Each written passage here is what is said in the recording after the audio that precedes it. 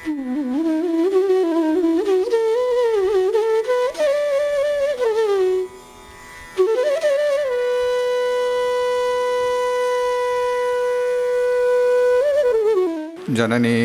ಶಾರದಾಂ ದೇವೀಂ ರಾಮಕೃಷ್ಣಂ ಜಗದ್ಗುರುಂ ಪಾದಪದ್ಮೇ ತಯೋಷಿತ್ವಾ ಪ್ರಣಮಾಮಿ ಮುಹುರ್ಮುಹು. ಅಖಂಡಮಂಡಲಾಕಾರಂ ವ್ಯಾಪ್ತಂ ಯೇನ ಚರಾಚರಂ ತತ್ಪದಂ ದರ್ಶಿತಂ ಯೇನ ತಸ್ಮೈ ಶ್ರೀ ಗುರವೇ ನಮಃ. ಬ್ರಹ್ಮಸ್ವರೂಪಾ ಪರಮಾ ಜ್ಯೋತಿರೂಪಾ ಸನಾತನೀ ಸರ್ವವಿದ್ಯಾಧಿದೇವಿ ಯಾ ತಸ್ಯೈ ವಾಣ್ಯೈ ನಮೋ ನಮಃ. ನಮಃ ಪರಮಋಷಿಭ್ಯಃ ನಮಃ ಪರಮಋಷಿಭ್ಯಃ. ಆತ್ಮೀಯ ಆಧ್ಯಾತ್ಮಿಕ ಬಂಧುಗಳೇ, ಸ್ವಾಮಿ ವಿವೇಕಾನಂದರ 159ನೇ ಜನ್ಮದಿವಸ ಇವತ್ತು. 159ನೇ ಜನ್ಮದಿವಸ ಇವತ್ತು. ಸುಮಾರು ಒಂದು 125 ವರ್ಷಗಳ ಹಿಂದೆ ಅಥವಾ 140 ವರ್ಷಗಳ ಹಿಂದೆ ಭಾರತದ ಪರಿಸ್ಥಿತಿ ಏನು ಅನ್ನುವುದನ್ನು ಈಗ ನಾವು ಊಹಿಸಿಕೊಳ್ಳುವುದಕ್ಕೂ ಸಹ ಸಾಧ್ಯ ಇಲ್ಲ. 50 ವರ್ಷಗಳ ಹಿಂದೆ ಹೇಗಿತ್ತು ಅಂತ ನಿಮ್ಮಲ್ಲಿ ಅನೇಕರಿಗೆ ಗೊತ್ತಿದೆ. 60 ವರ್ಷಗಳ ಹಿಂದೆ ಹೇಗಿತ್ತು ಅಂತ ನಿಮಗೆ ಗೊತ್ತಿದೆ. 75 ವರ್ಷಗಳ ಹಿಂದೆ ಹೇಗಿತ್ತು ಅನ್ನೋದು ಕೆಲವರಿಗೆ ಗೊತ್ತಿರಬಹುದು. ಹಾಗೂ ಆ ಕಾಲಕ್ಕೂ ಈಗಿನ ಈಗಿನ ಕಾಲಕ್ಕೂ ವ್ಯತ್ಯಾಸ ಬಹಳಷ್ಟು ಇದೆ. ಬಹಳಷ್ಟು ನಾವು ಮುಂದೆ ಬಂದಿದ್ದೀವಿ ಅಂತ ಹೇಳ್ತಾ ಇದ್ದೀನಿ. ಮುಂದೆ ಅಷ್ಟೇ ಕಾಲದಲ್ಲಿ ಮುಂದೆ ಬಂದಿದ್ದೀವಿ. ನಮ್ಮ ಆಚರಣೆ ವಿಚಾರಣೆಗಳು ಸಹ ಬದಲಾವಣೆ ಆಗೋಗಿದೆ, ಬಹಳಷ್ಟು ಹೋಗಿದೆ.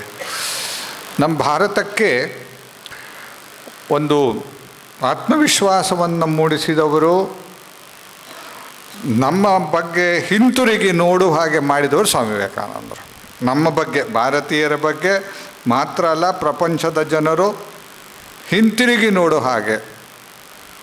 ಹಿಂತಿರುಗಿ ನೋಡುವುದು ಅಂದ್ರೇನು ಅನ್ನೋದು ಪ್ರಶ್ನೆ ಬರುತ್ತೆ. ಹಿಂತಿರುಗಿ ನೋಡುವುದು ಅಂದ್ರೇನು? ನಾವು ಭೂತಕಾಲವನ್ನು ನೋಡುವುದು ಅನ್ನುವ ಅರ್ಥ ಮಾತ್ರ ಅಲ್ಲ, ಉಪನಿಷತ್ತಲ್ಲಿ ಬಹಳ ಚೆನ್ನಾಗಿ ಸೊಗಸಾಗಿ ಹೇಳಿದ್ದಾರೆ ಹಿಂತಿರುಗಿ ನೋಡುವುದು ಅಂದ್ರೇನು ಅಂತ. ಪರಾಂಚಿಕಾನಿ ವ್ಯತರಣ ಸ್ವಯಂಭೂ ತಸ್ಮಾತ್ ಪರಾಂಗ್ ಪಶ್ಯತಿ ನ ಅಂತರಾತ್ಮನ್ ಕಶ್ಚಿತ್ ಧೀರ ಪ್ರತ್ಯಗಾತ್ಮಾನಮೈಕ್ಷತ ಆವೃತ್ತ ಚಕ್ಷು ಅಮೃತತ್ವಮಿಚ್ಛನ್. ನಾವೆಲ್ಲ ಹೊರ ಜಗತ್ತನ್ನೇ ಯಾವಾಗಲೂ ನೋಡ್ತಾ ಇದ್ದೀವಿ ಅಂತ. ಹೊರ ಜಗತ್ತನ್ನೇ, ಅಲ್ಲೇ ನಮ್ಮ ಸುಖ ದುಃಖ, ನಮ್ಮ ದುಃಖಕ್ಕೆ ಪರಿಹಾರ ಹುಡುಕುವುದು ನಾವು ಹೊರ ಜಗತ್ತಿನಲ್ಲೇ ಅಂತೆ. ಹಾಗಾಗಿ ನಾವು ಹೆಚ್ಚಿನ ಸಮಯ ದುಃಖದಲ್ಲೇ ಮುಳುಗಿದ್ದೀವಿ. ಎಲ್ಲ ಅಪರೂಪಕ್ಕೊಂದು ಸತಿ ಹಬ್ಬ ಹರಿದಿನಗಳಲ್ಲಿ ಅಲ್ವಾ ಒಂಚೂರು ಸಂತೋಷ ಆಗುತ್ತೆ ಅಷ್ಟೇ. ಆದರೆ ಬುದ್ಧಿವಂತರಾಗಿರ್ತಕ್ಕಂಥ ಕೆಲವರು ಈ ಹೊರ ಜಗತ್ತಿನಲ್ಲಿ ಸುಖ ಇಲ್ಲ, ಶಾಂತಿ ಇಲ್ಲ, ನೆಮ್ಮದಿ ಇಲ್ಲ, ಇದೊಂದು ದೊಡ್ಡ ಚಕ್ರ, ಇದರಲ್ಲಿ ಸಿಕ್ಕಾಕೊಂಡ್ರೆ ನಾವು ಪುನಃ ಮೇಲೆ ಕೆಳಗೆ ಬರ್ತಾ ಇರಬೇಕು ಅಂತ ಅರಿತ ವ್ಯಕ್ತಿಗೆ ಅವನಿಗೆ ಧೀರ ಅನ್ನೋ ಶಬ್ದ ಉಪಯೋಗಿಸ್ತಾರೆ. ಧೀರ, ಧೈರ್ಯವಂತ ಮಾತ್ರ ಅಲ್ಲ, ಬುದ್ಧಿವಂತ ಅನ್ನುವ ಅರ್ಥವೂ ಇದೆ ಅದರಲ್ಲಿ. ಅವನೇನು ಮಾಡಿದ್ರಂತೆ, ಅವನು ಹಿಂತಿರುಗಿ ನೋಡಿದಂತೆ ಆವೃತ್ತ ಚಕ್ಷು ಹೊರಗಡೆ ಹೋಗ್ತಕ್ಕಂಥ ದೃಷ್ಟಿಯನ್ನು ಒಳಗಡೆ ಮಾಡಿದ್ರಂತೆ. ಯಾಕೆ ಮಾಡಿದ್ರು ಅಂತಂದರೆ ಅಮೃತತ್ವವನ್ನು ಇಚ್ಛಿಸೋದವನು, ಅಮೃತತ್ವವನ್ನು ಪಡೆದುಕೊಳ್ಳೋದಕ್ಕೋಸ್ಕರ ಅವನು. ಅಮೃತತ್ವ ಅಂದರೆ ಹುಟ್ಟು ಸಾವು ಇಲ್ಲಿರ್ತಕ್ಕಂಥದ್ದು ಮಾತ್ರ ಅಲ್ಲ, ಸಂತೋಷ, ಆನಂದ, ಸುಖ, ಇದನ್ನು ಶಾಂತಿ, ಇದನ್ನು ಅರಿಸಿ ಆ ವ್ಯಕ್ತಿ ಏನು ಮಾಡ್ದ, ಅಂತರ್ಮುಖಿ ಆದನಂತೆ. ಆವೃತ್ತ ಚಕ್ಷು ಅಂದರೆ ಅಂತರ್ಮುಖಿ ಆಗುವುದು, ನಮ್ಮ ಕಡೆಗೆ ನಾವು ನೋಡ್ಕೊಳ್ಳೋದು. ಇಷ್ಟು ಕಾಲ ನಾವು ಹೊರಗಡೆ ನೋಡ್ತಾ ಇದ್ವಿ, ನಾವು ಒಳಗಡೆ ನೋಡೋದಕ್ಕೆ ಆರಂಭ ಅದಕ್ಕೆ ಆವೃತ್ತ ಚಕ್ಷು. ಸ್ವಾಮಿ ವಿವೇಕಾನಂದರು ಏನು ಮಾಡಿದ್ರು, ನಮಗೆ ಜಗತ್ತಿನ ಎಲ್ಲ ಧರ್ಮದವರಿಗೂ ಸಹ ಹೌದು, ತಮ್ಮ ಕಡೆಗೆ ತಾವು ತಿರುಗಿ ನೋಡುವ ಹಾಗೆ, ಅಂತರ್ಮುಖ ಆಗುವ ಹಾಗೆ, ಧರ್ಮದಲ್ಲಿ ಅಡಗಿರ್ತಕ್ಕಂಥ ಸತ್ತುಗಳು ಯಾವುದು ಅನ್ನುವುದನ್ನು ನಮಗೆ ಪರಿಚಯ ಮಾಡಿಸ್ಕೊಟ್ರು ಸ್ವಾಮಿ ವಿವೇಕಾನಂದ. ಸತ್ಯ ಹೇಳಬೇಕಾದ್ರೆ ಪರಿಚಯ ಮಾಡಿಸ್ಕೊಟ್ರು ನಮಗೆ ಅನ್ನೋದು. ಅದೇನಾಗಿತ್ತು ಅಂತಂದರೆ, ಹೆಚ್ಚಿನ ಜನ ಸಮುದಾಯಕ್ಕೆ ಧರ್ಮ ಅಂತಂದರೆ ಅದು ನಮ್ಮ ಸನಾತನ ಧರ್ಮ ಅಂತ, ಅದರಲ್ಲಂತೂ ಅನೇಕ ವಿಧವಾಗಿರ್ತಕ್ಕಂಥ ಈ ಸಣ್ಣ ಪುಟ್ಟ ರಿಚುವಲ್ಸ್ ಅಂತ ಹೇಳ್ತೀವಿ ನಾವು, ಸಂಪ್ರದಾಯಗಳು, ಅದನ್ನೇ ಅದೇ ಅಂತ ತಿಳ್ಕೊಂಡ್ವಿ, ಅದೇ ಧರ್ಮ ಅಂತ ತಿಳ್ಕೊಂಡ್ವಿ ನಾವು. 2 ಸತಿ ಸ್ನಾನ ಮಾಡಬೇಕಾ, 3 ಸತಿ ಸ್ನಾನ ಮಾಡಬೇಕಾ, ಎಡಗೈಲಿ ಮಾಡಬೇಕಾ, ಬಯಲುಗೈಲಿ ಮಾಡಬೇಕಾ, ಮುಸ್ರೆ ಪಾತ್ರೆನ ಕೆಳಗಿಡಬೇಕೋ ಅಥವಾ ಬಾಳೆ ಎಲೆ ಮೇಲೆ ಇಡಬೇಕೋ, ಇದೇ ಧರ್ಮ ಆಗೋಯ್ತು. ಒಂಚೂರು ಹೆಚ್ಚು ಕಡಿಮೆ ಆದ ತಕ್ಷಣ ಅದೇನಾಗುತ್ತೆ ಅಂತಂದರೆ, ಅಯ್ಯೋ ಧರ್ಮ ಹೋಯಿತು. ಒಂದು ಧರ್ಮದ ತಿರುಳನ್ನು ಬಿಟ್ಟು ಏನು ಮಾಡಿದ್ವಿ ನಾವು ಈ ಆಚರಣೆಯನ್ನೇ ಸಹ, ಹೊರಗಡೆ ಇರ್ತಕ್ಕಂಥ ಆಚರಣೆಯೇ ಶ್ರೇಷ್ಠ ಅನ್ನುವ ಅರ್ಥಕ್ಕೆ ಬಂದ್ಬಿಟ್ವಿ ನಾವು. ಹಾಗಾಗಿ ನಮ್ಮ ಧರ್ಮದ ನಿಜವಾಗಿದ್ದ ತಿರುಳೇನು, ಧರ್ಮ ಏನು ಮಾಡಬೇಕು, ಧರ್ಮಿಷ್ಠರಾಗಿರ್ತಕ್ಕಂಥ ವ್ಯಕ್ತಿಗಳು ನಾವು ಏನು ಮಾಡಬೇಕು ಅನ್ನೋದನ್ನು ಶ್ರೀರಾಮಕೃಷ್ಣ ವಿವೇಕಾನಂದರು ನಮಗೆ ತೋರಿಸ್ಕೊಟ್ರು. ವಿವೇಕಾನಂದರ ಮುಖಾಂತರ ಜಗತ್ತಿಗೆ ತೋರಿಸ್ಕೊಟ್ರು. ಶ್ರೀರಾಮಕೃಷ್ಣ ಸ್ವಾಮಿ ವಿವೇಕಾನಂದ ಮುಖಾಂತರ. ನಿಜವಾಗಲೂ ಸ್ವಾಮಿ ವಿವೇಕಾನಂದರನ್ನು ಕರ್ಕೊಂಬಂದಿದ್ದು ಶ್ರೀರಾಮಕೃಷ್ಣರು. ಯಾವುದೋ ಒಂದು ಲೋಕದಲ್ಲಿ ಸಪ್ತಋಷಿ ಮಂಡಲ ಅಂತ ಹೇಳ್ತಾರೆ, ನಮಗೆ ಗೊತ್ತಿಲ್ಲ ಅದೇನು ಅಂತ, ಅಲ್ಲಿಂದ ಕರ್ಕೊಂಬಂದರು.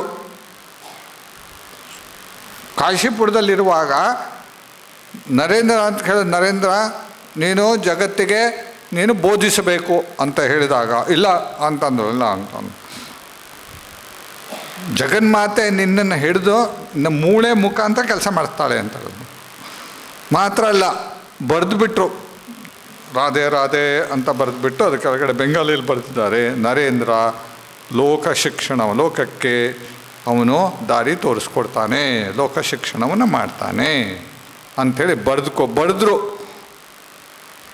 ಶ್ರೀರಾಮಕೃಷ್ಣ ಬರ್ಕೊಟ್ಟಿದ್ದು ಅಂತಂದರೆ ಪರ್ಮಿಷನ್ ಕೊಟ್ಟ ಹಾಗೆ ಅಂತ ಅಂತಾನೆ. ಏನು ಮಾಡಿದ್ರು ಸ್ವಾಮಿ ವಿವೇಕಾನಂದ? ಜಗತ್ತಿಗೆ ಏನು ತೋರಿಸ್ಕೊಟ್ರು, ನಮಗೆ ಏನು ತೋರಿಸ್ಕೊಟ್ರು? ಧರ್ಮ ಅಂದರೆ ಏನು, ಧರ್ಮದ ಮೂಲ ತತ್ವ ಏನು, ಮೂಲ ಸಾರ ಏನು ಅನ್ನೋದನ್ನು ನಮಗೆ ತೋರಿಸ್ಕೊಟ್ರು. ಅದನ್ನು ಎಷ್ಟು ಸುಂದರವಾಗಿ ವಿವರಿಸಿದ್ರು ಅಂತಂದರೆ, ಜಗತ್ತೇ ನಿಜವಾಗ್ಲೂ ಜಗತ್ತೇ ಆಶ್ಚರ್ಯಚಕಿತರಾಗಿ, ಓ ಧರ್ಮದ ತಿರುಳಿದ ಅಂಥೇಳಿ ಅದನ್ನು ಸ್ವೀಕರಿಸೋದಕ್ಕೆ ಆರಂಭ ಮಾಡಿದರು. ಮಾತ್ರ ಅಲ್ಲ, ಸಮನ್ವಯ ಮಾಡಿದ್ರು. ಧರ್ಮ ಸಮನ್ವಯ ಮಾತ್ರ ಅಲ್ಲ, ನಮ್ಮ ಒಳಗಡೆ ಇರ್ತಕ್ಕಂಥ ಸಾಧನೆಯ ಸಮನ್ವಯ ಮಾಡಿದ್ರು ಸ್ವಾಮಿ ವಿವೇಕಾನಂದರು. ಸಾಧನೆಯ ಸಮನ್ವಯ. ಆ ಸಾಧನೆಗಳು ಯಾವುದು? ನಮ್ಮಲ್ಲಿ ಒಂದೇ ಬರ್ತಾ ಕೃಷ್ಣ ಹೇಳುವಾಗೆ ಅನೇಕ ಈ ವಿಚಾರಗಳ ಸೇರಿಬಿಟ್ಟು ಗೊಂದಲಮಯ ಆಗುತ್ತೆ. ನಾವು ಯಾವಾಗ ಹೆಚ್ಚು ಒಳಗಡೆ ಹೋಗದೆ ಹೊರಗಡೆಗೆ ನಾವು ನೋಡುವಾಗ ನಮಗೆ ಅನೇಕ ಗೊಂದಲ ಉಂಟಾಗುತ್ತೆ. ಇದರಲ್ಲಿ 4 ದಾರಿಗಳಿದೆ ಸಾಮಾನ್ಯವಾಗಿ. ಧರ್ಮಕ್ಕೆ 4 ದಾರಿಗಳಿದೆ ಧರ್ಮವನ್ನು ತಲುಪುವುದಕ್ಕೆ. ಏನು ಧರ್ಮ ಆದರೆ ಏನು? ಸ್ವಾಮಿ ವಿವೇಕಾನಂದರ ಮಾತಲ್ಲೇ ಹೇಳ್ಬಿಡ್ತೀನಿ ಅದು. ಆಮೇಲೆ ಏನು ಸಮನ್ವಯ ಮಾಡೋದು ಸ್ವಾಮಿ ವಿವೇಕಾನಂದರನ್ನ ನಮಗೆ ಹೇಳ್ತೀನಿ. ನಮ್ಮ ಭಾರತೀಯ ಸನಾತನ ಧರ್ಮದಕ್ಕೆ ಏನು ಸಮನ್ವಯ ಮಾಡಿದ್ರು ಅನ್ನೋದನ್ನು ನಮಗೆ ಹೇಳ್ತೀನಿ. ಅದು ಸ್ವಾಮಿ ವಿವೇಕಾನಂದರು ಹೇಳ್ತಾರೆ, each soul is potentially divine. ಪ್ರತಿಯೊಬ್ಬ ವ್ಯಕ್ತಿಯಲ್ಲೂ ಸಹ ಆ ಪರಮಾತ್ಮ ಸುಪ್ತವಾಗಿದ್ದಾನೆ, ದೈವತ್ವ ಸುಪ್ತವಾಗಿದೆ. ಗೋಚರ ಆಗ್ತಾ ಇಲ್ಲ ಅಂತಂದರೆ ನಮ್ಮಲ್ಲಿ ಆ ದೈವತ್ವ ಇಲ್ಲ ಅಂತಲ್ಲ. ನಮ್ಮ ನೈಜವಾಗಿರ್ತಕ್ಕಂಥ ಸ್ವರೂಪವೇ ಆ ಸನಾತನವಾಗಿರ್ತಕ್ಕಂಥ ಆತ್ಮತತ್ವ. ಒಂದು ಸಣ್ಣದೊಂದು ಆಲದ ಮರದ ಬೀಜ ನೋಡಿದ್ದೀರಾ? ಆಲದ ಮರ ಅದ್ರ ಬೀಜ ಎಷ್ಟು ಸಣ್ಣಕ್ಕಿರುತ್ತೆ ನೋಡಿದ್ದೀರಾ? ಭಾಳ ಸಣ್ಣಕ್ಕಿರುತ್ತೆ, ಅದು ಭಾಳ ಸಣ್ಣಕ್ಕಿರುತ್ತೆ. ಅದು ದೊಡ್ಡ ವೃಕ್ಷವಾಗಿ ಬೆಳೆಯುವ ಎಲ್ಲ ಸಾಧ್ಯತೆಯೂ ಸಹ ಅದರ ಒಳಗಡೆ ಅಡಕವಾಗಿದೆ ಅಲ್ವಾ? ನಿಮಗೆ ಕಾಣುತ್ತೆ, ಗೊತ್ತಾಗತ್ತಾ? ಈ ಸಣ್ಣದೊಂದು ಬೀಜ ಇದು ಏನು ದೊಡ್ಡ ಮರ ಆಗತ್ತೆ ಅಂತ ನಾವು ಅನ್ನಿಸ್ಬೋದು. ಆದರೆ ಅದು ದೊಡ್ಡದಾಗಿ ದೊಡ್ಡ ವೃಕ್ಷವಾಗಿ ಬೆಳೆದು ಸಾವಿರಾರು ಪಕ್ಷಿಗಳಿಗೆ, ಪ್ರಾಣಿಗಳಿಗೆ ಆಶ್ರಯ ಕೊಡ್ತಕ್ಕಂಥ ಒಂದು ಅದ್ಭುತವಾಗಿರ್ತಕ್ಕಂಥ ಶಕ್ತಿ ಅದರ ಒಳಗೆ ಅಡಕವಾಗಿದೆ ಅಲ್ವಾ? ಅದರಲ್ಲಿ ಚೈತನ್ಯ ಅಡಕವಾಗಿದೆ. ಅಷ್ಟು ದೊಡ್ಡದಾಗಿ ಬೆಳೆಯುವ ಚೈತನ್ಯ ಅದೆಲ್ಲ ಅಡಕವಾಗಿದೆ. ಹಾಗೆ ಪ್ರತಿಯೊಬ್ಬ ವ್ಯಕ್ತಿಯಲ್ಲೂ ಸಹ, ಅವನು ಯಾರೇ ಆಗಿರಲಿ, ಎಲ್ಲೇ ಇರಲಿ, ಯಾವ ದೇಶದಲ್ಲೇ ಬೇಕಾದ್ರೆ ಇರಲಿ, ಯಾವ ಮಟ್ಟದಲ್ಲೇ ಬೇಕಾದ್ರೆ ಅವನೇ ಇರಲಿ, ಯಾವ ವಯಸ್ಸಿನವರೇ ಬೇಕಾದ್ರೆ ಆಗಿರಲಿ, ಅವನಲ್ಲಿ ಅದ್ಭುತವಾಗಿರ್ತಕ್ಕಂಥ ಅನಂತವಾಗಿರ್ತಕ್ಕಂಥ ಆತ್ಮಚೈತನ್ಯ ಅವನ ಒಳಗಡೆ ಇದೆ. ಎಷ್ಟು ಅವರು ಸ್ವಾಮಿ ವಿವೇಕಾನಂದರು ಧೈರ್ಯವಾಗಿ ಅಮೇರಿಕದಲ್ಲಿ ಇದನ್ನು ಅವರು ಜನರಿಗೆ ಉದ್ಘೋಷಣೆ ಮಾಡಿದರು, ಗೊತ್ತಾಯ್ತಲ್ಲ, ನೀವು ಆತ್ಮಚೈತನ್ಯರು ಅಂತ ಧೈರ್ಯವಾಗಿ. ನಮ್ಮ ವೇದಾಂತದ ಸಾರವನ್ನು ಅವರು ಅಲ್ಲಿ ಅಮೇರಿಕದಲ್ಲಿ ಅವರು ಉದ್ಘೋಷ ಮಾಡಿದರು. ಅವರಿಗೆ ಆಶ್ಚರ್ಯ ಆಯಿತು, ನಾವೆಲ್ಲ ಪಾಪಿಗಳು, ಅಯ್ಯೋ ನಮಗಲ್ಲಿ ಏನೂ ಆಗೋದಿಲ್ಲ, ಪಾಪಿ ಪಾಪಿ ಪಾಪಿ ಅಂತ ಹೇಳಿದೆ. ಶ್ರೀರಾಮಕೃಷ್ಣ ಹೇಳ್ತಾಯಿದ್ರು, ನೀನು ಪಾಪಿ ಆಗಿ ಹೋಗ್ತೀಯ ಅಂತ. ಆತ್ಮಚೈತನ್ಯ ನಾನು ಅನ್ನೋದನ್ನು ನಮಗೆ ಸ್ವಾಮಿ ವಿವೇಕಾನಂದರು ಪುನಃ ಮರಳಿ ನಮಗೆ ಎಚ್ಚರಗೊಳಿಸಿದ್ರು. ಈ ಸೋಲ್ ಈಸ್ ಪೊಟೆನ್ಷಿಯಲಿ ಡಿವೈನ್. ಪ್ರತಿಯೊಬ್ಬ ವ್ಯಕ್ತಿಯೂ ಸಹ ಜೀವನ್ಮುಕ್ತನಾಗ್ತಕ್ಕಂಥ ಎಲ್ಲ ಸಾಧ್ಯತೆ ನಮ್ಮಲ್ಲಿದೆ. ಅನಂತತೆಯನ್ನು, ನಮ್ಮ ನೈಜ ಸ್ಥಿತಿ ಆಗಿರ್ತಕ್ಕಂಥ ಸಚ್ಚಿದಾನಂದವನ್ನು ಪಡೆಯುವ, ಸೇರುವ ಎಲ್ಲ ಸಾಧ್ಯತೆಯೂ ನಮ್ಮಲ್ಲಿದೆ. ಅದು ನಮ್ಮ ನೈಜವಾಗಿರ್ತಕ್ಕಂಥ ಸ್ವರೂಪ, ಅದು ಬದಲಾವಣೆ ಆಗಿಲ್ಲ. ಅದು ಕಾರಣದಿಂದ ಅನ್ನಿಸ್ತಾ ಇದೆ ಅಷ್ಟೇ. ಆಮೇಲೆ ಎರಡನೇದು ನೋಡಿ ಎಷ್ಟು ಚೆನ್ನಾಗಿದ್ದಾರೆ. ಹಾಗಾದರೆ ಜೀವನದ ಗುರಿ ಏನು? ಹಾಗಾದರೆ ಒಂದು ಗುರಿ ಬೇಕಲ್ಲಪ್ಪ. ಗುರಿ ಇಲ್ಲದೆ ನಾವು ಪ್ರಪಂಚದಲ್ಲಿ ಯಾಕೆ ಭಗವಂತ ನಮ್ಮನ್ನು ಸೃಷ್ಟಿ ಮಾಡ್ದ? ಯಾಕೆ ನಮಗೆ ಕಳಿಸಿದಾನೆ ಇಲ್ಲಿ? ಪ್ರಯೋಜನ ಮನುದ್ದಿಶ್ಯ ಮಂದೋಪಿ ನ ಪ್ರವರ್ತತೆ ಅನ್ನುವ ಒಂದು ಮಾತಿದೆ. ಪ್ರಯೋಜನ ಇಲ್ಲದೆ ಒಬ್ಬ ಮಂದ ವ್ಯಕ್ತಿಯೂ ಸಹ ಕಾರ್ಯಪ್ರವೃತ್ತನಾಗುವುದಿಲ್ಲಂತೆ, ಕೆಲಸ ಮಾಡೋದಿಲ್ಲಂತೆ ಅಲ್ವಾ? ಏನೋ ಒಂದು ಪ್ರಯೋಜನ ಇದ್ದಿರಬೇಕು. ಹಾಗಾದರೆ ಭಗವಂತ ಅಷ್ಟು ಚೈತನ್ಯ ಸ್ವರೂಪಿಯಾಗಿರ್ತಕ್ಕಂಥ ಭಗವಂತ ನಮ್ಮನ್ನು ಇಲ್ಲಿ ಸೃಷ್ಟಿ ಮಾಡಿ ಕಳಿಸಿದ್ದಾನೆ, ನಮ್ಮಲ್ಲಿ ಗೆಲ್ಲಿಕೆ ಕಳಿಸಿದ್ದಾನೆ ಅಂತಂದರೆ, ನಾವು ಈ ಭೂಮಿಗೆ ಬಂದಿದ್ದೀವಿ ಅಂತಂದರೆ ಅದಕ್ಕೊಂದು ಉದ್ದೇಶ ಇರಬೇಕು. ಏನು ಉದ್ದೇಶ ಅದು? ಅದಂದರೆ ಸ್ವಾಮಿ ವಿವೇಕಾನಂದರು ಹೇಳ್ತಾರೆ, the goal is to manifest this divinity within by controlling nature external and internal. ಎಂಥ ಅದ್ಭುತವಾಗಿರ್ತಕ್ಕಂಥ ಆಧ್ಯಾತ್ಮಿಕ ಒಂದು ಗುರಿಯನ್ನು ನಮಗೆ ಕೊಟ್ಟಿದ್ದಾರೆ ನೋಡಿ. ಜೀವನದ ಗುರಿ ನಮ್ಮ ಅಂತರಾಳದಲ್ಲಿರ್ತಕ್ಕಂಥ ಆತ್ಮಚೈತ್ಯವನ್ನು, ಸಚ್ಚಿದಾನಂದವನ್ನು ನಮ್ಮ ಪ್ರತಿನಿತ್ಯ ಜೀವನದ ಪ್ರತಿ ಕ್ಷಣದಲ್ಲೂ ಸಹ ಅನುಭವಿಸುವುದು, ಪ್ರಾಪ್ತಿಯನ್ನು ಪಡ್ಕೊಳ್ಳೋದು.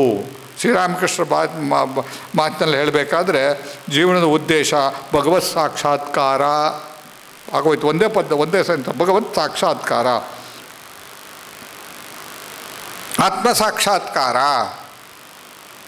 ದ ಗೋಲ್, ಜೀವನದ ಗುರಿ ಆತ್ಮ ಸಾಕ್ಷಾತ್ಕಾರ.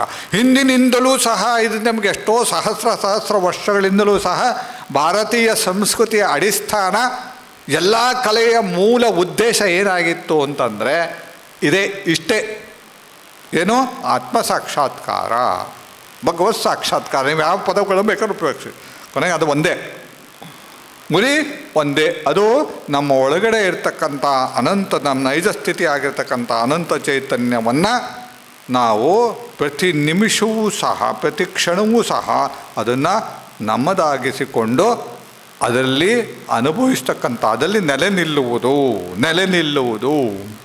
ಇದು ಜೀವನದ ಗುರಿ. ಹೇಗೆ ಏನು ಅದು ತಲುಪೋದು, ಅದಕ್ಕೆ ದಾರಿ ಯಾವುದು ಅಂತಂದರೆ ಬಾಹ್ಯ ಮತ್ತು ಆಂತರಿಕವಾಗಿರ್ತಕ್ಕಂಥ ನಮ್ಮ ಈ ಪ್ರಕೃತಿಯನ್ನು ನಾವು ನಿರೋಧಿಸಿ ಹಿಡಿತಕ್ಕೆ ತಂದು ಡಿಸಿಪ್ಲಿನ್ ತಂದು ಜೀವನದಲ್ಲಿ ಅಲ್ಲ, ಆಧ್ಯಾತ್ಮಿಕ ಸಾಧನೆಯ ಮುಖಾಂತರ ನಾವು ಈ ಗುರಿಯನ್ನು ತಲುಪುವುದೇ ಜೀವನದ ಉದ್ದೇಶ. ಭಾರತೀಯ ಸಂಸ್ಕೃತಿಯ ಅಡಿಸ್ಥಾನ ಯಾವುದು ಅಂತ ಕೇಳಿದ್ರೆ ಅದು ಆಧ್ಯಾತ್ಮಿಕತೆ. ಪುರಾತನ ಕಾಲದಿಂದಲೂ ಸಹ ನಾವು ಹಿಡ್ಕೊಂಬಂದಿರ್ತಕ್ಕಂಥದ್ದು ಎಲ್ಲ ಕಲೆಯೂ ಸಹ ಬೆಳೆದು ಬಂದಿದ್ದು ಎಲ್ಲಿಂದ ಅಂತಂದರೆ ಅದು ಬೇರು ಎಲ್ಲಿ ಅಂತ ಕೇಳಿದ್ರೆ ಭಾರತೀಯ ಸಂಸ್ಕೃತಿಯದು ಆಧ್ಯಾತ್ಮಿಕತೆ ಅದು. ಯಾವ ಕಲೆ ಬೇಕಾದ್ರೂ ತಗೊಳ್ಳಿ ನೀವು, ಸಂಗೀತ ಆಗಲಿ, ನೃತ್ಯ ಆಗಲಿ, ಯಾವುದೇ ತಗೊಳ್ಳಿ ನೀವು, ಅದನ್ನು ನೀವು ಒಳ ಹೊಕ್ಕು ನೋಡೋದಾದರೆ ಅದರಲ್ಲಿಯ ಮೂಲ ಉದ್ದೇಶ ಏನು ಅಂತಂದರೆ ಈ ಆಧ್ಯಾತ್ಮಿಕತೆಯನ್ನು ಪ್ರಕಾಶಗೊಳಿಸ್ತಕ್ಕಂಥದ್ದು ಅಷ್ಟೇ.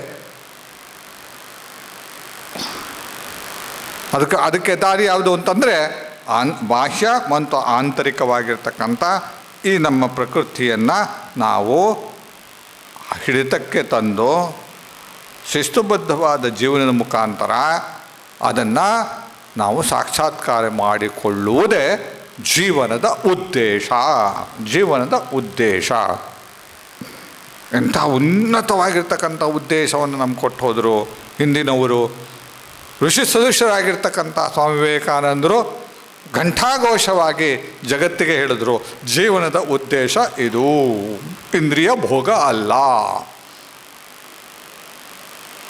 ಡಿಸಿಪ್ಲಿನಿಂಗ್ ನಮ್ಮ ಒಳಗಡೆ ಇರ್ತಕ್ಕಂಥ ಆಂತರಿಕ ಶಕ್ತಿಗಳು ಯಾವಿದೆ ಅದನ್ನೆಲ್ಲವನ್ನೂ ಸಹ ಬಾಹ್ಯ ಮತ್ತು ಆಂತರಿಕ ಇಂದ್ರಿಯಗಳು ಮತ್ತು ಒಳಗಡೆ ಇರ್ತಕ್ಕಂಥ ಇಂದ್ರಿಯಗಳನ್ನೆಲ್ಲವನ್ನೂ ಸಹ ಅದನ್ನು ನಿರೋಧಿಸಿ, ಅದನ್ನು ಶಿಸ್ತುಬದ್ಧ ಜೀವನದಿಂದ ಅದನ್ನು ನಿರೋಧಿಸಿ ಪರಮಾತ್ಮ ನಡೆಗೆ ಸಾಕ್ಷಾತ್ಕಾರ ಮಾಡಿಕೊಳ್ಳೋದೇ ಜೀವನದ ಉದ್ದೇಶ.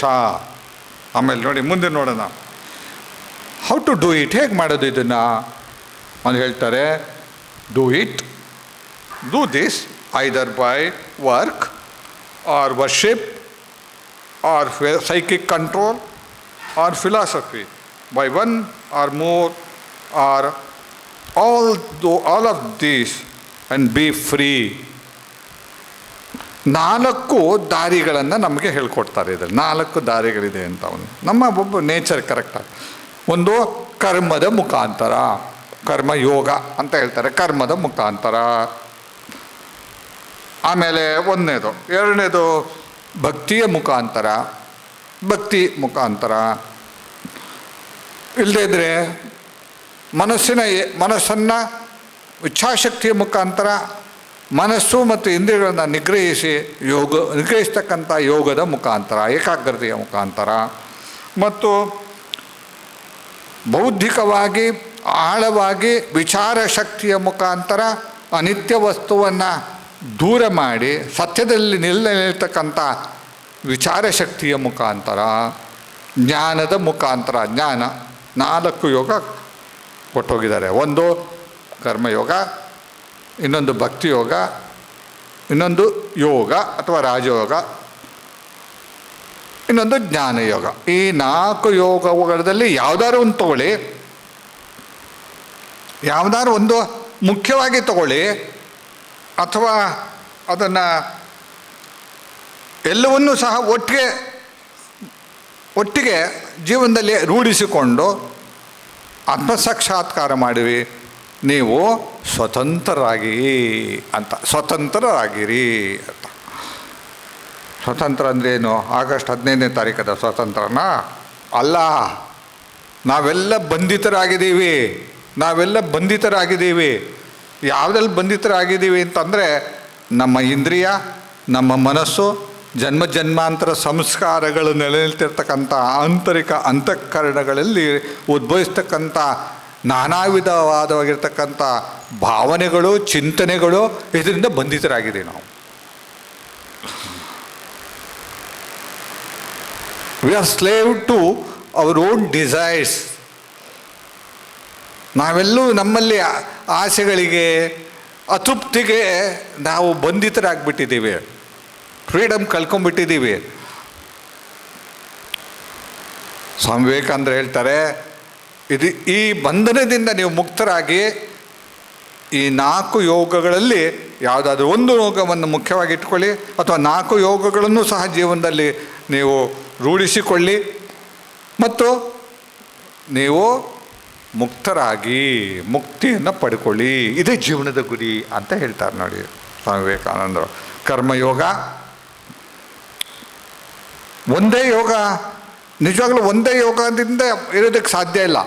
ಒಂದು ಯೋಗವನ್ನು ಮುಖ್ಯವಾಗಿ ಇಟ್ಟುಕೊಂಡು ಬಾಕಿ ಯೋಗಗಳನ್ನು ಸಹ ಅದನ್ನು ಸೇರಿಸ್ಕೊಂಡು ಹೋಗ್ತಕ್ಕಂಥದ್ದು. ಕರ್ಮ ಮಾಡದೆ, ಕೃಷ್ಣ ಹೇಳುವ ಹಾಗೆ ಕರ್ಮಯೋಗ ಇಲ್ಲದೆ, ಕರ್ಮ ಮಾಡದೆ ಮನುಷ್ಯ ಪ್ರಪಂಚದಲ್ಲಿ ಜೀವಿಸೋಕ್ಕಾಗೋದೇ ಇಲ್ಲ ಅಲ್ವಾ. ಕರ್ಮ ಮಾಡಬೇಕಾದರೂ ಸಹ ಒಂದು ನಿರಾಸಕ್ತಿ ಬೇಕು, ಕೃಷ್ಣನ ಹೇಳಿದ ಹಾಗೆ ಭಗವದ್ಗೀತೆಯಲ್ಲಿ ಅಲ್ವಾ. ಆಸಕ್ತಿ ಇಲ್ಲದೆ ಅದು ಏನು ಭಗವದರ್ಪಣ ರೀತಿಯಲ್ಲಿ ಮಾಡು ಅಂತ ಕೃಷ್ಣ ಹೇಳ್ತಾನಲ್ಲ, ಭಗವದರ್ಪಣ ರೀತಿಯಲ್ಲಿ ಮಾಡು. ಮನಸ್ಸಿನ ಏಕಾಗ್ರತೆ ಇಲ್ಲದೆ ಇದ್ದರೆ ಕೆಲಸ ಸರಿ ಆಗಲ್ಲ. ಯೋಗ ಕರ್ಮಸು ಕೌಶಲಂ, ಯೋಗ ಕರ್ಮಸು ಕೌಶಲಂ. ಕರ್ಮಸು ಕೌಶಲ ಅಂತಂತಂದರೆ ಕುಶಲತೆ ಅಂತಂದರೆ ಮಾನಸಿಕವಾಗಿರ್ತಕ್ಕಂಥ ಕುಶಲತೆ, ದೈಹಿಕವಾದ ಕುಶಲತೆ ಮಾತ್ರ ಅಲ್ಲ, ಮಾನಸಿಕವಾಗಿರ್ತಕ್ಕಂಥ ಏಕಾಗ್ರತೆ. ಬ್ರಹ್ಮಾನಂದ ಸ್ವಾಮೀಜಿಯವರು ಹೇಳ್ತಾಯಿದ್ರು, ನೀನು ಹಿಡಿಸುಡಿ ತಗೊಂಡು ಈ ಕೋಣೆಯನ್ನು ನೀನು ಗುಡಿಸುವುದ್ರ ಮುಖಾಂತರ ನಾನು ಹೇಳ್ತೀನಿ ನೀನು ಎಷ್ಟು ಮಟ್ಟಿಗೆ ಧ್ಯಾನ ಮಾಡಬಲ್ಲೆ ಅಂತ. ಏಕಾಗ್ರತೆ ಇಲ್ಲದೆ ಇದ್ದರೆ ಯೋಗ ಇಲ್ಲ, ಆಧ್ಯಾತ್ಮಿಕತೆ ಇಲ್ಲ. ಯೋಗ ಬೇಕೇ ಬೇಕು. ಅಷ್ಟು ಮಾತ್ರ ಸಾಲದು, ಈ ಪ್ರಪಂಚ ಅನಿತ್ಯ ಎನ್ನುವ ವಿವೇಕ ಬುದ್ಧಿ ಸದಾ ಇರಲೇಬೇಕು. ನಮಗೆ ಸದಾ ತಲೆಯಲ್ಲಿ ಇರಬೇಕು. ನಾನು ಯಾಕೆ ಬಂದಿದ್ದೀನಿ ಈ ಪ್ರಪಂಚಕ್ಕೆ, ನನ್ನ ಗುರಿ ಏನು ಅನ್ನುವುದನ್ನು ಪಟ್ಟಿಗಾದರೂ ನಾವು ಎಚ್ಚರಿಕೆಯಿಂದ ಇರಬೇಕಲ್ಲ. ಅದರಲ್ಲಿ ನಮಗೆ ಅದ್ರ ಬಗ್ಗೆ ಜ್ಞಾನ ಇರಬೇಕಲ್ಲ ಅಲ್ವಾ. ಯಾವುದು ಅನಿತ್ಯವೋ ಆ ಅನಿತ್ಯವನ್ನು ನಾವು ದೂರ ಇಡಬೇಕು. ವೈರಾಗ್ಯ ಅಂತ ಒಂದು ಪದ ಇದೆ. ಶ್ರೀಕೃಷ್ಣ ಭಗವದ್ಗೀತೆಯಲ್ಲಿ ಹೇಳುವ ಹಾಗೆ, ನನ್ನ ಮನಸ್ಸು ಭಾಳ ಚಂಚಲ ಕೃಷ್ಣ, ಆಕಾಶದಲ್ಲಿರ್ತಕ್ಕಂಥ ಮೋಡದ ಹಾಗೆ ಚಲ್ಲಾಪಿಲ್ಲಿ, ಗಾಳಿಯಿಂದ ಚಲ್ಲಾಪಿಲ್ಲಿ ಆಡಿದಾಗೆ ನನ್ನ ಮನಸ್ಸು ಚಲ್ಲಾಪಿಲ್ಲಿ ಆಗ್ತಾಯಿದೆ, ಏನು ಮಾಡೋದು ಅಂತ ಕೇಳಿದಾಗ, ಅಭ್ಯಾಸೇನತು ಕೌಂತೆಯ ವೈರಾಗ್ಯೇಣ ಗೃಹ್ಯತೆ ಅಂತ ಹೇಳಿದ. ಅಭ್ಯಾಸ ಅಂತಂದರೆ ಸತತ ಪ್ರಯತ್ನ, ಬಿಡದೆ ಪ್ರಯತ್ನ ಮಾಡ್ತಕ್ಕಂಥದ್ದು, ಪುನಃ ಪ್ರಯತ್ನ ಮಾಡ್ತಕ್ಕಂಥದ್ದು. ವೈರಾಗ್ಯ ಅಂದರೆ ಏನು ಅನ್ನುವ ಪ್ರಶ್ನೆ ಬರುತ್ತೆ. ವೈರಾಗ್ಯ ಅಂದರೆ ಏನು? ನಿಜವಾಗಿರ್ತಕ್ಕಂಥ ವೈರಾಗ್ಯ ಅಂತಂದರೆ ನನ್ನ ಗುರಿಯೆಡೆಗೆ ತಲುಪುವುದಕ್ಕೆ ಯಾವುದೆಲ್ಲ ನನಗೆ ತೊಂದರೆ ಕೊಡುತ್ತೋ, ಯಾವುದೆಲ್ಲ ಅದು ಅಡಚಣೆ ಇದೆಯೋ ಅದನ್ನು ಮುಲಾಜಿಲ್ಲದೆ ಅದನ್ನು ದೂರ ಮಾಡ್ತಕ್ಕಂಥದ್ದು. ಈ ವೈರಾಗ್ಯ ಇದೆಯಲ್ಲ, ಇದು ಸ್ವಾಮಿಗಳಿಗೆ ಮತ್ತು ಆಧ್ಯಾತ್ಮಿಕ ಸಾಧಕರಿಗೆ ಮಾತ್ರ ಅಲ್ಲ. ಈ ವೈರಾಗ್ಯ ಎಲ್ಲರಿಗೂ ಬೇಕು, ಪ್ರತಿಯೊಬ್ಬರಿಗೂ ಬೇಕು ವೈರಾಗ್ಯ. ಕಾಲೇಜಿಗೆ ಹೋಗ್ತಕ್ಕಂಥ ಹುಡುಗ PUC ಓದ್ತಾ ಇದ್ದಾನೆ, ಎಕ್ಸಾಮಿನೇಷನ್ ಕೂತ್ಕೊಂಡಿದ್ದಾನೆ, CT ಎಕ್ಸಾಮಿನೇಷನ್ನು, ನೀಟ್ ಎಕ್ಸಾಮಿನೇಷನ್ ಕೂತ್ಕೊಬೇಕು, ಅವನಿಗೂ ವೈರಾಗ್ಯ ಬೇಕು. ನೆನಪಿಟ್ಕೊಳ್ಳಿ. ಹಂಗೆ ವೈರಾಗ್ಯ ಅಂದರೆ ಸ್ವಾಮೀಜಿ ಹಾಗಾದ್ರೆ ಹೇಗೆ ಜಟೆ ಎಲ್ಲ ಬಿಟ್ಕೊಂಡು ಅಲ್ಲ, ದಾಡಿ ಬಿಟ್ಕೊಂಡು ಹೋಗೋದಾ? ಅಲ್ಲ, ಆಗಲ್ಲ. ಅವನ ಗುರಿಗೆ ಅಡ್ಡ ಬರ್ತಕ್ಕಂಥ ಎಲ್ಲ ಪ್ರತಿಬಾಧಕವನ್ನು ಸಹ ಅವನು ಮುಲಾಜಿಲ್ಲದೆ ಅವನು ದೂರ ಮಾಡಲೇಬೇಕು.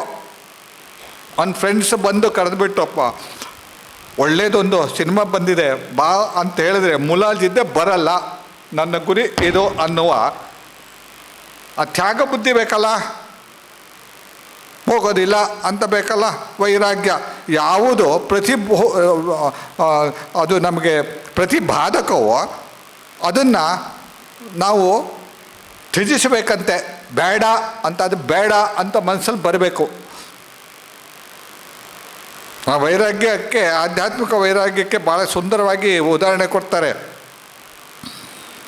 ಆಧ್ಯಾತ್ಮಿಕ ವೈರಾಗ್ಯಕ್ಕೆ ನಾನು ಹೇಳ್ತಾ ಇದ್ದೆ ಹೇಗೆ ಉದಾಹರಣೆ ಕೊಡ್ತಾರೆ ಅಂತಂದರೆ, ಈ ಪ್ರಪಂಚ ಇದೆಯಲ್ಲ ಒಂದು ದೊಡ್ಡ ಕಾಳ್ಗಿಚ್ಚು ಥರ ಅಂತೆ. ಕಾಳ್ಗಿಚ್ಚು ಯಾವಾಗಲೂ ಸುಡೋದೇ ಇದಲ್ಲ, ಬೆಂಕಿ ಯಾವಾಗಲೂ ಸುಡೋದೆ.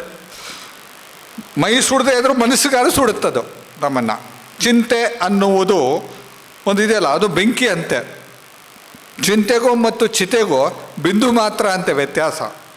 ಚಿಂತೆ ಅಂತ ಬರ್ಕೊಳ್ಳಿ, ಅದನ್ನು ಮಧ್ಯದಲ್ಲಿರ್ತಕ್ಕಂಥ ಬಿಂದುನ ತೆಗೆದಾಕ್ಬಿಡಿ, ಉಳಿದೇನು ಚಿತೆ.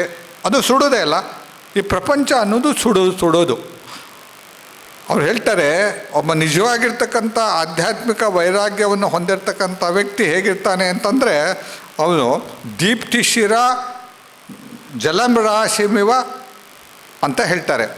ತಲೆಗೆ ಬೆಂಕಿ ಬಿದ್ದುಬಿಟ್ಟಿದೆ, ತಲೆ ಕೂದಲು ದಪ್ಪ ತಲೆ ಕೂದಲು ಬಿದ್ದಿದೆ, ಅದು ಚೂರು ಪೆಟ್ರೋಲ್ ಏನೋ ತಾಗ್ಬಿಟ್ಟು ಬೆಂಕಿ ಬಿದ್ದುಬಿಟ್ಟಿದೆ ಅಂತ ಇಟ್ಕೊಳ್ಳಿ. ಏನು ಮಾಡ್ತೀರ ಫಸ್ಟು?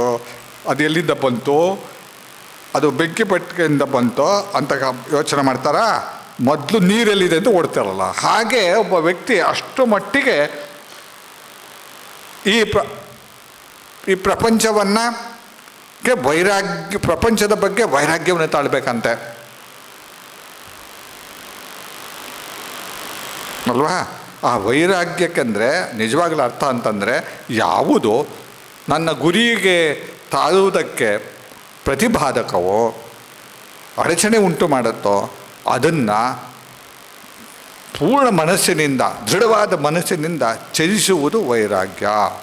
ನೋಡಿ, ಇದನ್ನು ಸ್ವಾಮಿ ವಿವೇಕಾನಂದ, ಅದು ಆ ವೈರಾಗ್ಯ ಅಭ್ಯಾಸ, ವೈರಾಗ್ಯ ಇದೆಲ್ಲವೂ ಸಹ ಈ 4 ಯೋಗಕ್ಕೂ ಬೇಕು, 4 ಯೋಗಕ್ಕೂ ಸಹ ಬೇಕು. ಸ್ವಾಮಿ ವಿವೇಕ ಹೇಳ್ತಾರೆ, ನೀವು ಯಾವ ಯೋಗದಲ್ಲಿ ಯಾವುದು ಒಂದು ಬೇಕಾದ್ರೆ ತಗೊಳ್ಳಿ, ಅಥವಾ ಇದು ಮುಖ್ಯವಾಗಿ ತಗೊಳ್ಳಿ, ಅಥವಾ ಎಲ್ಲವನ್ನೂ ಸಹ ಸಾಮರಸ್ಯದಿಂದ ಜೀವನದಲ್ಲಿ ಅಳವಡಿಸಿಕೊಂಡು ಹೋಗಿ ಗುರಿಯನ್ನು ತಲುಪಿ ಆಮೇಲೆ ಸ್ವತಂತ್ರರಾಗಿ ಆಗಿ ಅಂತ, ಬಂಧನದಿಂದ ಮುಕ್ತರಾಗಿ ಅಂತ. ನಾವೆಲ್ಲ ಬಂಧನಲ್ಲಿದ್ದೀವಿ, ಆ ಬಂಧನ ಇದೆ ಅಂತ ನಮ್ಗೆ ಗೊತ್ತೇ ಆಗೋದಿಲ್ಲ. ಪುನಃ ಹೇಳಿದ್ರು ಸಹ ನಮಗೆ ಮಕ್ಕಳನ್ನ ಎಬ್ಬರಿಸಿದಾಗೆ, ಬೆಳಗ್ಗೆ ಮಕ್ಕಳನ್ನ ಎಬ್ಬರಿಸ್ತಿರಲ್ಲ, ಎಷ್ಟು ಎಬ್ಬರಿಸಿದ್ರೆ ಪುನಃ ಮಲಗ್ತಾರಲ್ಲ, ಹಾಗೆ ನಾವು ಹಾಗೆ ಸುಪ್ತರಾಗಿದ್ದೀವಿ ಅಂತ. ಮಲಗದೇ ಕೆಲಸ ನಮಗೆ. ನಾವು ಬಂದಲ್ಲಿದ್ದೀವಿ ಅಂತ ಎಚ್ಚರಗೊಂಡು ಈ 4 ಯೋಗದ ಮುಖಾಂತರ ಮುಕ್ತಿಯನ್ನು ಪಡೆಯಿರಿ. ಈ ಯೋಗ ಅನ್ನೋದಿದೆ ನೋಡಿ, ಈ ಸ್ವಾಮೀಜಿ ಹೇಳಿದಿರ್ತಕ್ಕಂಥ ನಮ್ಮ ಈ ಜ್ಞಾನ, ಭಕ್ತಿ, ಕರ್ಮ, ಜ್ಞಾನ, ಯೋಗ ಇದೆಲ್ಲವೂ ಸಹ ಎಲ್ಲ ಧರ್ಮದಲ್ಲೂ ಇದೆ. ಅದು ಈ ರೀತಿಯಾಗಿ ಸ್ಪಷ್ಟವಾಗಿ ವಿಂಗಡಿಸಿಲ್ಲ ಅಷ್ಟೇ, ಎಲ್ಲ ಧರ್ಮದಲ್ಲೂ ಇದೆ. ಆಳವಾಗಿ ಆಧ್ಯಾತ್ಮಿಕ ಸಾಧಕರ ಅವರ ಪ್ರಯತ್ನವನ್ನು ನೀವು ನೋಡೋದಾದರೆ ಎಲ್ಲ ಧರ್ಮದಲ್ಲೂ ಸಹ ಸಂತರು ಜೀವನದಲ್ಲಿ ಅಳವಡಿಸ್ಕೊಂಡಿದ್ದಾರೆ. ಸ್ವಾಮಿ ವಿವೇಕಾನಂದರು ನಮ್ಮ ವೇದಾಂತದ ಸಾರವನ್ನು ಜಗತ್ತಿನ ಮುಂದೆ ಇಟ್ಟರು, ನಮಗೂ ಅದನ್ನು ತೋರಿಸ್ಕೊಟ್ರು. ನೆನ್ಪಿಟ್ಕೊಳ್ಬೇಕು ನಾವು ಯಾವಾಗ. ಜೀವನಕ್ಕೊಂದು ಗುರಿ ಇದೆ, ಜೀವನಕ್ಕೆ ಒಂದು ಅರ್ಥ ಇದೆ. ಇಲ್ಲದೇ ಅರ್ಥ ಇಲ್ಲದ ಜೀವನ ಆಗತ್ತೆ. ಜೀವನಕ್ಕೆ ಅರ್ಥ ಇಲ್ಲದೆ ಜೀವನ ಏನು ಇರುತ್ತೆ? ಬೆಳಗಾಯಿತು ಸಂಜೆ ಆಯಿತು, ಬೆಳಗಾಯಿತು ಸಂಜೆ ಆಯಿತು. ಆ ಕಷ್ಟದಲ್ಲಿ ಸಿಕ್ಕಾಕೊಂಡೆ, ಆ ಕಷ್ಟದಿಂದ ನಾನು ಸ್ವಲ್ಪ ಬಿಡಿಸಿ ಹೊರಗಡೆ ಬಂದೆ, ಇನ್ನೊಂದು ಕಷ್ಟಕ್ಕೆ ಸಿಕ್ಕಾಕೊಂಡೆ, ಯಾಕೆ ಅಂತ ಗೊತ್ತಿಲ್ಲ. ಹೂ ಅನ್ನುವಾಗ ವಯಸ್ಸಾಯಿತು. ಆಮೇಲೆ ಆ ವಯಸ್ಸಾದ ಸಮಯದಲ್ಲಿ ಕೂತ್ಕೊಂಡು ಅಲ್ಲಯ್ಯೋ ಹಿಂಗಾಗಬಾರ್ದಾಗಿತ್ತು, ಹಂಗಾಗೋಯ್ತು, ಅವ್ರು ಹಿಂಗೆ ಮಾಡಿದ್ರು, ನಂಗೆ ಹಂಗೆ ಮಾಡಿದ್ರು ಅಂತ ಅದರಲ್ಲೇ ಯೋಚನೆ ಮಾಡಿ ಕೊನೆಗೆ ಸಾಯುವಾಗಲೂ ಅದೇ ಚಿಂತನೆಯಲ್ಲೇ ನಾವು ಸಾಯ್ತೀವಲ್ಲ. ಹಾಗಾಗಬಾರ್ದಂತೆ, ಒಂದು ಗುರಿ ಇರಬೇಕಂತೆ. ಯಾಕೆ ಅಂತಂದರೆ ಒಬ್ಬ ಗುರಿ ಇರ್ತಕ್ಕಂಥ ಒಬ್ಬ ವ್ಯಕ್ತಿ 10 ತಪ್ಪೇನ ಮಾಡ್ಬೋದು. ಗುರಿ ಇಲ್ಲದ ವ್ಯಕ್ತಿ ಏನು 1000 ತಪ್ಪು ಮಾಡ್ತಾನೆ ಹೋಗ್ತಾನಂತೆ. ಆ ಗುರಿ ಇಟ್ಟುಕೊಂಡು ಆ ಗುರಿಯೆಡೆಗೆ ನಡೆಯುವುದು ಜೀವನದ ಒಂದು ಉದ್ದೇಶ.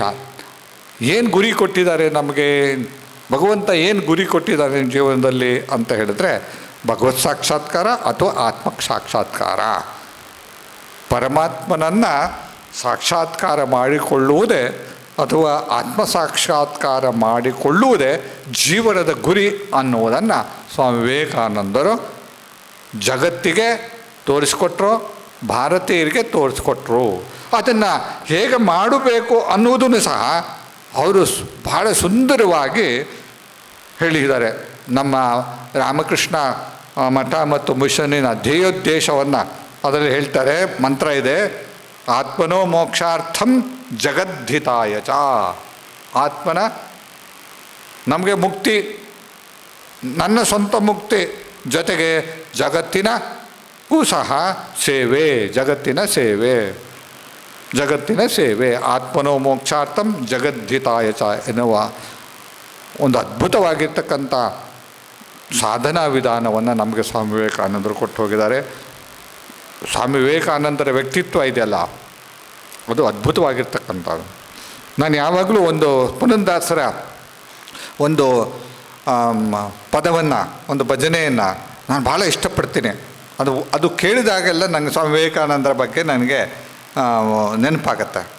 ಈ ಪರಿಯ ಸೊಬಗಾವ ದೇವರುಳು ನಾ ಕಾಣೆ, ಗೋಪಿ ಜನಪ್ರಿಯ ಗೋಪಾಲಗಲ್ಲದೆ. ಭಗವಂತನನ್ನು ಕುರಿತು ಹೇಳ್ತಕ್ಕಂಥ ಮಾತು. ಸ್ವಾಮಿ ವಿವೇಕಾನಂದರ ಜೀವನ ನೀವು ಅಧ್ಯಯನ ಮಾಡ್ತಾ ಹೋದರೆ ಅದು ಎಂಥ ವ್ಯಕ್ತಿತ್ವ, ಅದು ಎಂಥ ಶ್ರೇಷ್ಠವಾಗಿರ್ತಕ್ಕಂಥ ವ್ಯಕ್ತಿತ್ವ. ಅದು ನಿಮ್ಗೆ ಅದ್ಭುತ ಆಗತ್ತೆ, ಒಂದು ಆಶ್ಚರ್ಯ ಆಗುತ್ತೆ. ಇಂಥ ಒಬ್ಬ ವ್ಯಕ್ತಿ ಭೂಮಿ ಮೇಲೆ ಇಷ್ಟೊಂದು ಗುಣವನ್ನು ಹೊಂದಿರತಕ್ಕಂಥ ಒಬ್ಬ ವ್ಯಕ್ತಿ ಈ ಭೂಮಿ ಮೇಲೆ ನಡೆದಾದು ಹೋದ್ನಲ್ಲ ಅಂತ ನಮಗೆ ಆಶ್ಚರ್ಯ ಆಗುತ್ತೆ. ಇಲ್ಲದೇ ಇದ್ದರೆ ಶ್ರೀರಾಮಕೃಷ್ಣರು ನರೇಂದ್ರನಾಥನನ್ನು ಅಷ್ಟೊಂದು ಪ್ರೀತಿಸ್ತಾ ಇದ್ದೀರ ಅದು. ಅವ್ರು ಹೇಳ್ತಾ ಇದ್ರು, ನಾನೊಬ್ಬ ವ್ಯಕ್ತಿಯನ್ನು ನೋಡಿದ್ರೆ ಗ್ಲಾಸಿನ ಒಳಗಡೆ ಇರ್ತಕ್ಕಂಥ ವಸ್ತುವನ್ನು ಹೇಗೆ, ಫ್ಲೈಯಿಂಗ್ ಗ್ಲಾಸಿನ ಒಳಗಡೆ ಇರ್ತಕ್ಕ ವಸ್ತುವನ್ನು ಹೇಗೆ ಸ್ಪಷ್ಟವಾಗಿ ನೋಡ್ಬೋದು, ಹಾಗೆ ಒಬ್ಬ ವ್ಯಕ್ತಿನ ನಾನು ನೋಡಿದ್ರೆ ಅವನ ಜನ್ಮಾಂತರದಿರ್ತಕ್ಕಂಥ ಸಂಸ್ಕಾರವನ್ನು ಎಲ್ಲವನ್ನೂ ಸಹ, ಅವನ ಗುಣ ನಡತೆ ಎಲ್ಲವನ್ನೂ ಸಹ ನನಗೆ ಸ್ಪಷ್ಟವಾಗಿ ಗೋಚರ ಆಗತ್ತೆ ಅಂತ ಇದ್ದರು ಶ್ರೀರಾಮಕೃಷ್ಣರು. ನರೇಂದ್ರನಾಥನ್ ನೋಡಿದ್ರೆ ಸಾಕು, ಅದು ಏನು ಆನಂದ, ಅದು ಏನು ಸಂತೋಷ, ಎಷ್ಟು ಹೊಗಳಿದ್ರು ಸಾಲದು.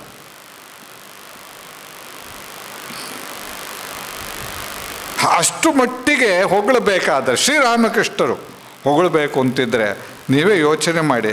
ಸ್ವಾಮಿ ವಿವೇಕಾನಂದರ ವ್ಯಕ್ತಿತ್ವ, ಆ ಪರಿಶುದ್ಧತೆ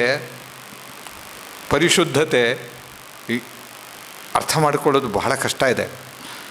ಶ್ರೇಷ್ಠವಾದ ವ್ಯಕ್ತಿ. ಆ ವ್ಯಕ್ತಿ ಸ್ವಾಮಿ ವಿವೇಕಾನಂದರು ನಮಗೋಸ್ಕರ ಜನ್ಮ ತಾಳಿದರು. ಪ್ರಪಂಚದ ಜನರಿಗೆ ಆಧ್ಯಾತ್ಮಿಕ ದಾರಿ ತೋರಿಸೋದಕ್ಕೋಸ್ಕರ ಅವರು ಜನ್ಮ ತಾಳಿದ್ರು.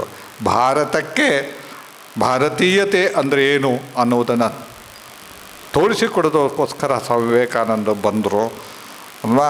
ಅಂಥ ಸ್ವಾಮಿ ವಿವೇಕಾನಂದರ 159ನೇ ಜನ್ಮದಿವಸವನ್ನು ನಾವು ಆಚರಣೆ ಮಾಡ್ತಾಯಿದ್ದೀವಿ. ಸ್ವಾಮಿ ವಿವೇಕಾನಂದರ ಅದ್ಭುತ ಆ ಶಕ್ತಿ ನಮ್ಮನ್ನು ಎಚ್ಚರಗೊಳಿಸಲಿ, ಜೀವನದ ಗುಡಿ ಎಡೆಗೆ ನಮ್ಮನ್ನು ಕರೆದುಕೊಂಡು ಹೋಗಲಿ ಅಂತ ಹೇಳ್ತಾ, ಸ್ವಾಮಿ ವಿವೇಕಾನಂದರ ಒಂದೇ ಒಂದು ವ್ಯಕ್ತಿತ್ವದ ಒಂದು ಸಣ್ಣ ಒಂದು ವಾಕ್ಯಗಳ ಮುಖಾಂತರ ಅವರ ವ್ಯಕ್ತಿತ್ವ ಏನು ಅಂತ ನಾವು ತಿಳ್ಕೊಬೋದು. ಇನ್ನು ಪೂರ್ಣವಾಗಿ ಸ್ವಾಮಿ ವಿವೇಕಾನಂದರ ಅವರ ಕೃತಿ ಶ್ರೇಣಿಯನ್ನು ಓದಿದ್ರೆ, ಅವರ ಜೀವನವನ್ನು ನಾವು ಅಧ್ಯಯನ ಮಾಡಿದ್ರೆ ನಮಗೆ ಅದ್ಭುತ ಆಗಿ ಕಾಣುತ್ತೆ. ಅಂಥ ಮೇರುತುಲ್ಯ ಆಗಿರ್ತಕ್ಕಂಥ ಸ್ವಾಮಿ ವಿವೇಕಾನಂದರಿಗೆ ಪ್ರಣಾಮವನ್ನು ಸಲ್ಲಿಸುತ್ತಾ, ಜನನೀಂ ಶಾರದಾಂ ದೇವೀಂ ರಾಮಕೃಷ್ಣಂ ಜಗದ್ಗುರುಂ ಪಾದಪದ್ಮೇ ತಯೋಷಿತ್ವಾ ಪ್ರಣಮಾಮಿ ಮುಹುರ್ಮುಹು. ನಮಃ ಶ್ರೀ ಯತಿರಾಜಾಯ ವಿವೇಕಾನಂದಸೂರಯೇ ಸಚ್ಚಿತ್ಸುಖಸ್ವರೂಪಾಯ ಸ್ವಾಮಿನೇ ತಾಪಹಾರಿಣೀ.